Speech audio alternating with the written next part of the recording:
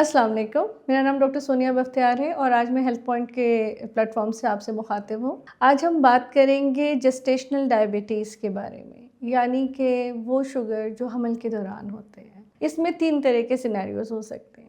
एक वो हामला ख़वातीन जो टाइप 1 हैं, यानी जो बहुत कम उम्र ही से शुगर का शिकार हो गई थी। एक वो हैं जो टाइप 2 डायबिटिक्स हैं और हामला हो गई हैं, यानी कि वो ऑलरेडी नॉन डायबिटिक हैं और उनको हमल भी ठहर गया। तीसरी किस्म वो होती है जिनके हमल के दौरान में हमें पता चलता है कि इनको शुगर है, जब वो अपने टेस्टों से गुजरती हैं। ऐसी ख़वातीन, इनमें से तीनों में से जो भी किस्म है, जो पहली 2 किस्म है यानी कि टाइप 1 या टाइप 2 वाली ख़वातीन जिनको ऑलरेडी पता है कि वो डायबिटिक है, उन्होंने अगर हमल की तरफ जाना है तो उनके लिए ज़रूरी है कि अपने HbA1c को 6.5 से नीचे रखें। उनका बॉडी वेट ऑप्टिमम होना चाहिए और उनके बाकी पैरामीटर्स भी ख़ास करके टाइप 1 वाली ख़वातीन के कंट्रोल में होना चाहिए, जो उनको अपने मौलद से डिस्कशन करने के बाद पता चल जाएगा। जहाँ तक बात आ गई उन ख़वातीन की जिनको हमल के दौरान में पता चलता है कि उनको शुगर हो गई है या उनकी शुगर बढ़ रही है, तो बच्चे की सेफ्टी के लिए ये बहुत ज़रूरी है कि वो अपनी मेडिकेशन को डिले ना करें।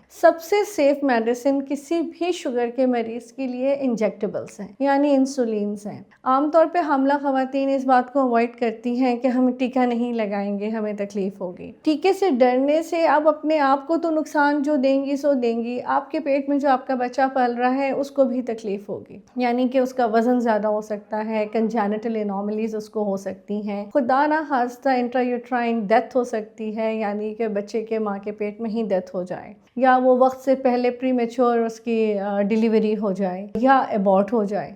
सो इन सब चीज़ों से बचने के लिए ज़रूरी है कि आप डरने के बजाय एक मज़बूत माँ की हैसियत से, क्योंकि माँ की ज़िम्मेदारी बहुत बड़ी होती है, तो आपको अपने बच्चे की खातिर अपनी दवाइयों को नहीं छोड़ना चाहिए। अपने रेगुलर चेकअप्स रखें। आपको हर महीने जाके अपने चेकअप करवाना चाहिए, अपनी डोज एडजस्टमेंट करनी चाहिए। दूसरा ये है कि आपकी जो शुगर मॉनिटरिंग है वो सुबह नाश्ते से पहले, नाश्ते के बाद, दिन को खाने से पहले, खाने के बाद और इसी तरह से रात को भी आपको अपने शुगर को हर जगह टाइम मॉनिटर करना चाहिए और उसका एक चार्ट बना के अपने पास महफूज रखना चाहिए। और जितनी दफ़ा भी आप अपनी डॉक्टर के पास जाएं, चाहे जो आपके डायबिटोलॉजिस्ट हैं यानी जो आपके शुगर को देख रहे हैं उनके पास जाएं, या आप अपनी गायनेकोलॉजिस्ट के पास जाती हैं, दोनों को अपने शुगर के चार्ट लाजमन बताएं और उनको ये दिखाएं कि आपकी शुगर कंट्रोल जारी है या नहीं। अपने बच्चे के अल्ट्रासाउंड वगैरह को डिले ना करें एंड अगेन अपनी दवाइयों को बिल्कुल मिस ना करें और इन टाइम मेडिकेशन शुरू करें ताकि आपके हमल और आप दोनों